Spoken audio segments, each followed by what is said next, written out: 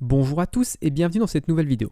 Aujourd'hui, on va s'attaquer au paiement avec Stripe. Donc Stripe, c'est le moyen le plus simple de faire des paiements via carte bancaire sur votre site. Il y a des frais, ce n'est pas gratuit, mais c'est vraiment une API très pratique pour les développeurs et très facile de mise en place. Donc je vais vous expliquer un petit peu comment fonctionne le système de Stripe parce que pour des raisons de sécurité, ce n'est pas aussi simple que l'on pourrait le penser. Donc en fait, tout d'abord, tout va se passer principalement en JavaScript. Donc votre JavaScript sur votre page web va envoyer la carte bancaire et toutes les informations sensibles à Stripe.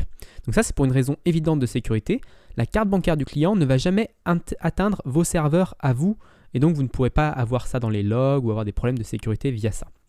Ensuite, Stripe va enregistrer cette carte bancaire de manière sécurisée et va vous renvoyer un token. Donc va renvoyer à votre JavaScript un token. Un token, c'est une chaîne de caractères aléatoire qui représente justement une carte bancaire. Ensuite, vous, de votre côté, vous allez prendre votre JavaScript et vous allez envoyer le token à votre application PHP Laravel. Alors pourquoi on fait ça? Parce que, comme je vous l'ai dit au début, le JavaScript, ce n'est pas quelque chose de très sécurisé. Et donc du coup, si on laissait faire le paiement totalement en JavaScript, rien n'empêcherait le client d'aller dans le code du JavaScript et de changer le montant et de se mettre un montant inférieur à ce qu'il vous doit réellement. Donc le paiement réel, on va le faire en PHP pour avoir la sécurité d'être côté serveur. Donc une fois que ce token a été réceptionné en PHP, on va pouvoir l'envoyer, associé avec le montant, à Stripe une fois à nouveau. Alors pourquoi on fait ça? Parce que comme d'habitude, le token ça peut être modifié par le client, il a pu vous envoyer un faux token, donc il faut bien vérifier que ce token est valide. Et en plus, il faut bien qu'on envoie à un moment ou un autre le montant à Stripe pour qu'il sache combien il faut débiter sur la carte bancaire du client. Donc on envoie le token, le montant, et Stripe va nous renvoyer les informations, donc la confirmation, à notre PHP. Donc on va voir soit une erreur comme quoi la carte est invalide, ou alors le fait que le paiement s'est bien passé correctement. Donc nous, ce qu'on va tester aujourd'hui, c'est la partie PHP, donc la ligne 4 et 5. La partie où on envoie un token et un montant à Stripe, et on attend une confirmation de la part de Stripe. Alors pourquoi c'est un petit peu délicat de tester ce genre de choses? Tout d'abord, c'est des objets vraiment critiques. Dans votre application e-commerce, le paiement, c'est vraiment la chose la plus importante de votre application parce que c'est en ça, vous ne gagnez pas d'argent, votre business est mort. Donc il faut vraiment que ce soit bien testé et qu'on soit sûr que ça fonctionne. Le deuxième problème de ça, c'est que ces allers-retours avec Stripe, donc envoyer le token à Stripe et le recevoir à la confirmation, ça prend du temps. Et donc, dans les tests, on essaye de faire des tests les plus rapides possibles pour qu'on puisse écrire beaucoup de tests et qui s'exécutent très rapidement. Et donc, le fait d'avoir un test qui prend beaucoup de temps, ça peut être problématique à terme. Donc, aujourd'hui, on n'a qu'un seul test pour notre checkout qui ira jusqu'au bout. Mais si à terme, on a plus de tests qui vont jusqu'au bout du checkout et qui font cet aller-retour avec Stripe, tous ces tests-là vont être lents.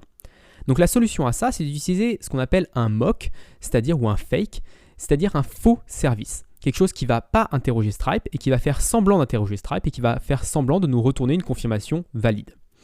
Donc on va appeler ça par exemple Stripe Fake. Le problème avec ce système-là, c'est que ce Stripe Fake, si jamais il y a un bug dedans, tous nos tests sont faux. Parce que tous vos tests utilisent le Stripe Fake pour des raisons de rapidité, d'efficacité. Mais si ce Stripe Fake est faux, vos tests sont par déduction, sont potentiellement faux. Et donc ça, c'est quelque chose qu'on essaye d'éviter à tout prix. De plus, il faut qu'on ait vraiment quand même la vraie implémentation de Stripe pour l'utiliser en production. Donc il faudra avoir un Stripe également pour avoir la vraie implémentation qui, elle, va vraiment interroger Stripe et va vraiment recevoir la confirmation de Stripe. Et cette implémentation-là, vous allez l'utiliser en production et Stripe Fake, vous allez l'utiliser seulement pendant vos tests pour des raisons de rapidité. Maintenant, imaginons que Stripe Fake fonctionne d'une certaine manière, donc tous vos tests sont verts, et en production, Stripe fonctionne d'une autre manière, du coup ça casse votre système en production. Donc là, c'est la deuxième grande problématique, c'est pas qu'il y a un bug dans Stripe Fake, c'est que les deux implémentations fonctionnent un petit peu différemment, et que du coup, le fait de passer en production casse, on va dire, votre code, alors que tous vos tests fonctionnent avec Stripe Fake parfaitement. Mais dès qu'on passe à Stripe, ça ne fonctionne plus. Donc ça, c'est le deuxième problème. Donc les deux choses à vérifier, c'est que Stripe Fake fonctionne bien et également que Stripe et Stripe Fake fonctionnent exactement de la même manière. Donc il faut qu'ils fonctionnent bien tous les deux, mais à la virgule près, qu'ils nous renvoient les mêmes choses, qu'ils reçoivent les mêmes choses et qu'il n'y ait aucune différence entre les deux parce que sinon, on s'expose à avoir des tests qui sont faux parce qu'ils n'utilisent pas le bon système. Donc vraiment, le système de fake est très intéressant pour gagner en rapidité, mais il faut vraiment faire très attention et vous allez voir, c'est un petit peu plus de code pour tester ça. Et donc, on essaye de les utiliser les moins possible, ou du moins dès qu'on en a vraiment besoin, et pas dès qu'on a quelque chose qui nous embête un petit peu, on utilise un fake. Non, il vaut mieux attendre d'avoir un vrai besoin, comme le cas avec Stripe ici. Donc assez d'explications, je vais passer tout de suite à la création d'un nouveau test. Donc je vais faire un PHP artisan make test, et je vais l'appeler Stripe test. Et ça va être un test unitaire, parce que ça va pas être un test fonctionnel, on va pas faire de requête get, on va juste créer un objet Stripe et l'utiliser. Ensuite, si je vais dans mon test unit Stripe test, je vais supprimer ce premier test et je vais créer un nouveau test it works qui me convient parfaitement. Donc maintenant que j'ai ce test premier, là, ce premier test, qu'est-ce que je vais faire? Déjà dans ce test, j'ai besoin d'avoir un Stripe. J'ai besoin d'avoir une instance de Stripe, donc ça va être un service, ça va être un objet en PHP qui va nous permettre de faire des paiements. Donc cet objet-là, où est-ce qu'on va le récupérer? Alors je pourrais faire un new Stripe ici, mais je vous rappelle que Stripe, ça va être un service qui va pouvoir changer. Ça va être soit Stripe, soit Stripe Fake. Il pourra avoir les deux. Donc est-ce que je mets new Stripe? Est-ce que je mets new Stripe Fake? Je ne sais pas. Donc ce que je vais faire, c'est que je vais demander à Laravel de me donner un Stripe. Ça va être plus simple. Comme ça va permettre à Laravel de choisir lui-même de ce qui me donne un Stripe ou un Stripe Fake. Et donc j'utilise la petite fonction app qui permet de créer un nouvel objet via Laravel. Et on verra plus tard comment faire pour lui dire à Laravel si on veut un Stripe ou un Stripe Fake ou autre chose. Maintenant, une fois que ceci est fait, je vais pouvoir utiliser mon objet Stripe. Donc je vais essayer d'imaginer comment je veux interagir avec mon objet Stripe. Et je veux faire un charge, lui passer un token ici, et un montant en deuxième paramètre. Donc ça, c'est mon API. Et en retour, qu'est-ce que je veux qu'il me renvoie? En fait, pour le moment, je n'ai besoin que d'une seule information qui me paraît intéressante en retour, à part le fait que ça échoue. Bon, si ça échoue, ça sera une exception, hein, voilà. Mais si ça réussit, j'ai besoin juste d'une seule information, c'est les last four. Alors qu'est-ce que c'est les last four? C'est les 4 derniers chiffres de la carte bancaire. Ça peut être intéressant de l'enregistrer pour pouvoir avoir l'information comme quoi si la personne a plusieurs cartes bancaires, elle puisse savoir avec laquelle carte elle a fait son paiement. Donc c'est la seule information intéressante pour le moment qui m'intéresse. Mais plus tard, si j'ai besoin de plus, je pourrais ici utiliser un objet plus complet qui contiendrait plusieurs informations différentes. Ensuite, une fois que j'ai récupéré ces last four, je vais pouvoir faire un test sur ces last four. Donc, à quoi ils vont correspondre? Alors, moi, je sais qu'une des cartes de test de Stripe, donc puisque Stripe a un serveur de test où on peut utiliser des cartes de test qui ne font pas des vrais paiements, hein, c'est pratique. Et donc, une de leurs cartes de test finit en 4242. Donc, je peux tester ça. Et cette carte de test, elle a un token associé qui est toc_visa. Donc, c'est bien pratique pour tester. Je peux juste lui donner le toc visa et je sais que ça va enregistrer une carte Visa qui finit par 4242. Alors moi, ce que j'aime pas trop dans ce genre de test, c'est qu'on perd un petit peu le lien entre toc Visa et 4242. On ne sait pas pourquoi. Donc ce qu'on peut faire, si on veut vraiment être on va dire, précis, on peut créer ici un tableau de last four, par exemple. Hop. Last four. Et ce tableau, on va dire que toc Visa correspond au last four 4242. Alors ça peut paraître rien, mais ici je peux juste remplacer mon 4242 qui est écrit en dur par self last four toc Visa. Alors ça peut paraître un petit peu plus long, mais au moins j'ai plus ce 4242 qui était un petit peu bizarre, qui sortait de nulle part. Maintenant j'ai toc Visa, donc on voit bien le lien entre les deux. Et si je veux savoir un petit peu plus en détail, je regarde ici et je vois que toc Visa est associé à 4242. Donc après, pour lire ce tableau, effectivement, il faut connaître la documentation de Stripe. Une fois que ceci est fait, je vais pouvoir commencer à tester. Il ne reste plus qu'à mettre un montant. Alors je pourrais mettre par exemple 10 €. Alors généralement, on va travailler plutôt en centimes dans le développement et dans les logiciels parce que ça nous permet d'éviter les virgules et les .99 qui peuvent poser problème à certains moments. Donc ce que je vais faire, c'est plutôt lui envoyer 1000 centimes vont être débités de la carte. Et pour encore plus de lisibilité dans mon test, ce que je fais souvent, c'est de faire 10 fois 100. Comme ça, quand je lis 10 fois 100, il n'y a pas de doute comme quoi c'est soit c'est 1000 € ou c'est 10 centimes, enfin 1000 centimes. Je vois 10 fois 100, je sais que c'est 10 € fois 100 juste pour avoir les centimes. Donc ça, c'est une petite astuce pour se rappeler plus tard. Si on revient sur le code, on voit vraiment très rapidement que c'est des centimes. Donc maintenant que ceci est fait, je vais pouvoir commencer à lancer mon test et voir si ça passe. Donc je vais lancer Stripe test avec php unit-filter Stripe test. Et on voit qu'il y a un problème tout de suite, la classe Stripe n'existe pas. Donc je vais créer la classe Stripe, je vais faire un php artisan make model Stripe. Alors je fais un make model même si ce n'est pas un modèle HelloQuant parce que ça me permet d'avoir directement le namespace et tout, et donc je peux juste supprimer le extends et je me retrouve avec un objet classique PHP. Ensuite, je vais importer ce Stripe ici dans ma classe, enfin dans mon test. Et je vais pouvoir relancer mon code. Oups. Je vais relancer mon code et là on me dit que la fonction charge n'existe pas. Donc là, je vais faire dans mon Stripe, je vais créer la fonction public function charge. Et dans cette fonction charge, je vais récupérer le token et le montant. Maintenant, il me reste à implémenter réellement comment Stripe fonctionne. Comment faire ça? Il suffit de se rendre dans la documentation de Stripe et on a pour comment créer un paiement. Donc pour créer un paiement, j'ai juste à copier-coller cet exemple de code qui est présent en PHP, refaire un petit peu l'indentation parce qu'ils indentent avec 2 espaces et remplacer les variables. Donc le 2000, ça va être le montant. Et déjà, Stripe travaille également en centimes, donc je n'ai pas besoin de changer ici. À la place de USD, je vais mettre euro. À la place de TOC Amex, je vais mettre mon dollar token qui correspond à TOC Visa. Et je ne vais pas mettre de description pour le moment parce que je n'en ai pas besoin. Ensuite, on voit que ça utilise certaines classes Stripe et Stripe Charge. Alors d'où viennent ces classes? Elles viennent de la bibliothèque PHP Stripe qui est fournie par justement Stripe et qui est officielle. Donc là, elle existe ici sur GitHub. Et pour l'installer, on a juste à faire un composer require stripe/stripe-php. Donc je peux juste lancer ce code-là et ça va m'installer la bibliothèque de Stripe. Maintenant, je vérifie une dernière chose. Le test ici, c'est un token de enfin, c'est une clé API de test. Donc c'est fourni directement par Stripe pour pouvoir tester nos charges. Mais bien sûr, à terme, il faudra que cette clé-là soit configurable et qu'elle puisse être configurée via votre environnement et via vos fichiers de config pour que vous puissiez mettre une vraie clé de production lorsque vous allez passer en production. Donc maintenant que c'est installé, je peux relancer mon test et ça va prendre un petit peu de temps. Déjà là, on voit que ça prend un petit peu plus de temps, mais on avance et il n'y a pas eu d'exception. On voit que nul match exception 42. Alors pourquoi nul? Parce que pour l'instant, on ne return rien. Mais ce qu'on récupère ici, c'est un $charge. Et si je fais un dd de $charge, on devrait apercevoir des informations qui nous intéressent. Donc là, je reviens et on voit qu'on a des informations, donc pas mal d'informations sur le paiement qui vient d'être réalisé. Donc le paiement a automatiquement été validé s'il n'y a pas eu d'exception. Normalement, le paiement s'est bien passé. Et on voit qu'il y a une clé source et il y a ici last for qui correspond à ce qu'on veut. Donc source last for 4242. Donc on peut récupérer ces informations en faisant return de $charge flèche source flèche last for. Et ça devrait nous retourner 4242.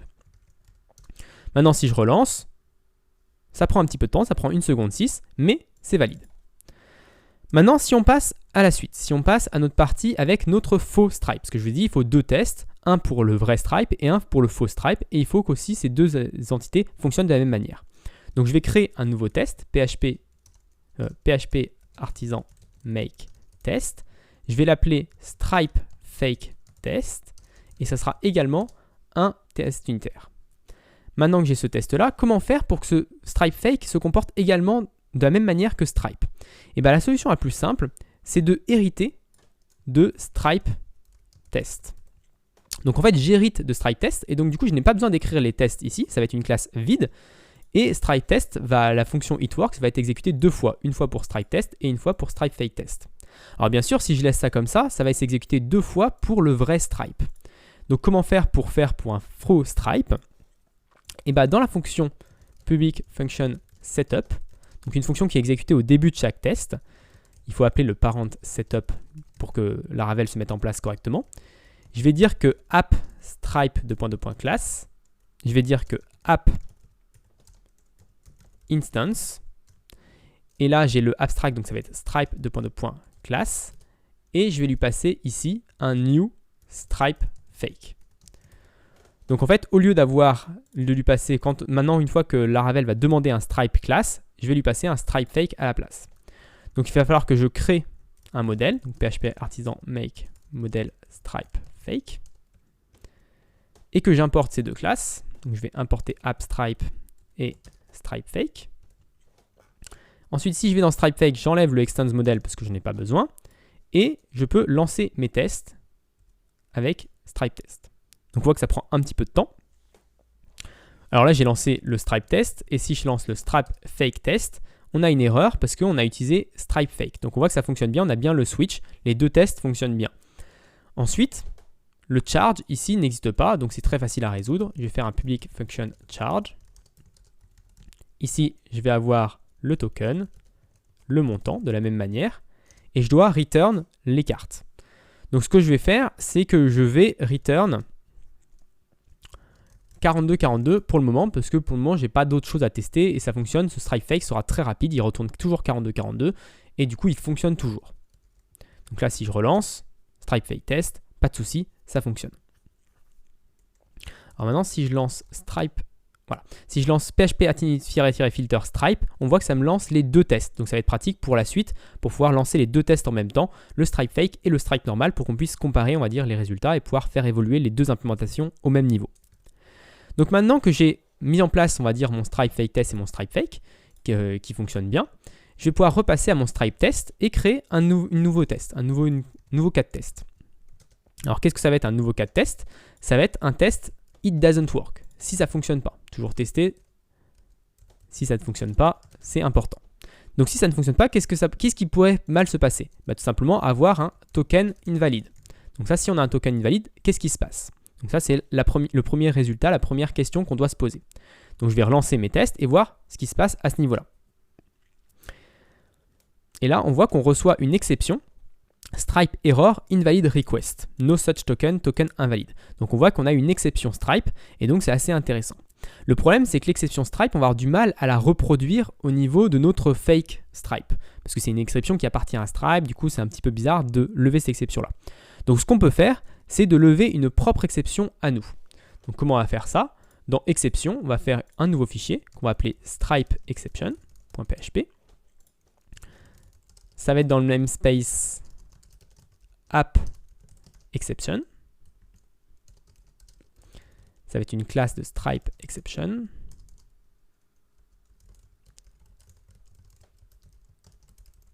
Et on va le faire extend de runtime exception. Donc runtime exception, c'est une exception de base de PHP. Voilà, on aurait pu faire extend de exception tout court, mais voilà, c'est pas très important à ce niveau-là. Ça ne change pas grand-chose. Donc maintenant, ce qu'on va faire ici, c'est qu'on va faire un try. Oups. Un try de cette partie-là. On s'en fiche de l'as4 parce que ça va échouer, on sait que ça va échouer, ça doit échouer. Et on va catch un stripe exception.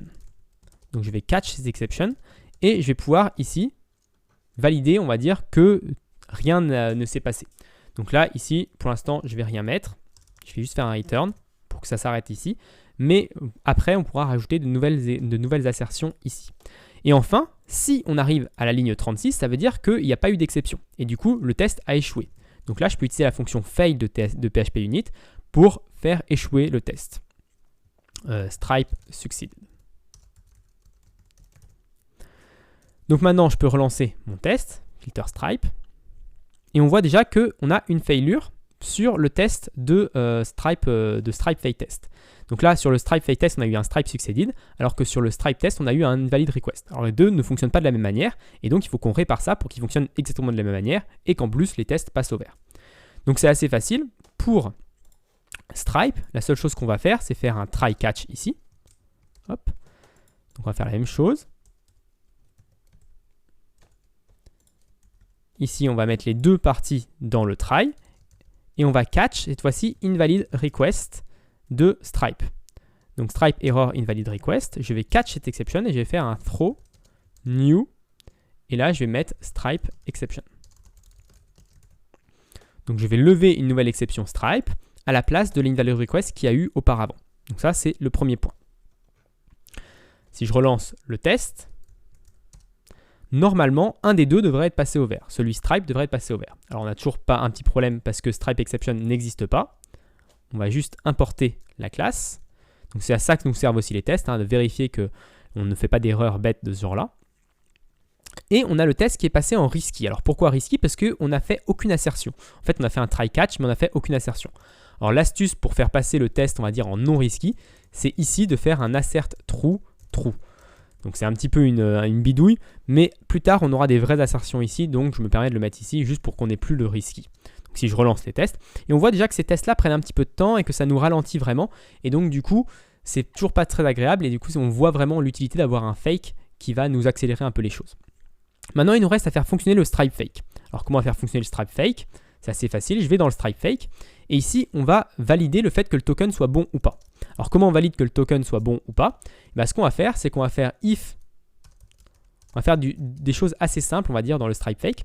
Donc if token est égal à toc visa, on return 4242. Et sinon, ce qu'on va faire, c'est throw new stripe exception.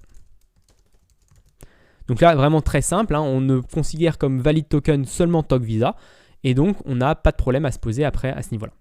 Donc si je relance les tests maintenant, tout est au vert. Donc assez rapidement, on a eu un test déjà Stripe test qui nous garantit pas mal de choses. Il nous garantit qu'on arrive à faire un paiement Stripe, donc assez facile avec un vrai token et un vrai montant. Et il le garantit réellement, c'est-à-dire qu'il interroge l'API de Stripe et il reçoit vraiment les retours. Donc il est assez lent, mais il nous fait une vraie garantie qui est importante. Et également le fait que quand il y a un échec, elle est traitée par une exception à nous qui s'appelle Stripe Exception. Donc ça, c'est vraiment les 2 points importants sur ce test. Et ensuite, on a nos Stripe Fake Test qui, malgré le fait qu'il soit vide, nous permet de nous garantir les mêmes contraintes que le Stripe Test. Et donc, on va savoir maintenant que notre Stripe Fake fonctionne exactement de la même manière. Dans notre code, on pourra utiliser Stripe Fake sereinement, sans avoir à se poser de questions, est-ce que ça ne va pas casser quand on passera en production avec le vrai Stripe? Donc vu qu'il fonctionne exactement de la même manière, il a exactement les mêmes tests, rien ne diffère entre les deux tests, hein. Vu que c'est un héritage pur et dur, on n'a rien override ici, la seule chose qui change c'est qu'on utilise Stripe Fake à la place de Stripe. Donc vraiment ça c'est important, les deux tests fonctionnent de la même manière. Et donc du coup notre Stripe Fake qui est très rapide nous permet d'avoir une implémentation simple à utiliser dans toutes les autres parties de notre code, dans tous nos autres tests pour gagner en rapidité et en simplicité. Donc voilà pour cette première vidéo sur l'implémentation de Stripe, il y a encore pas mal de choses à voir, mais j'espère qu'elle vous a plu. Si elle a plu, n'hésitez pas à vous abonner et à la partager. Et moi je vous donne rendez-vous très rapidement dans une autre vidéo sur Laravel.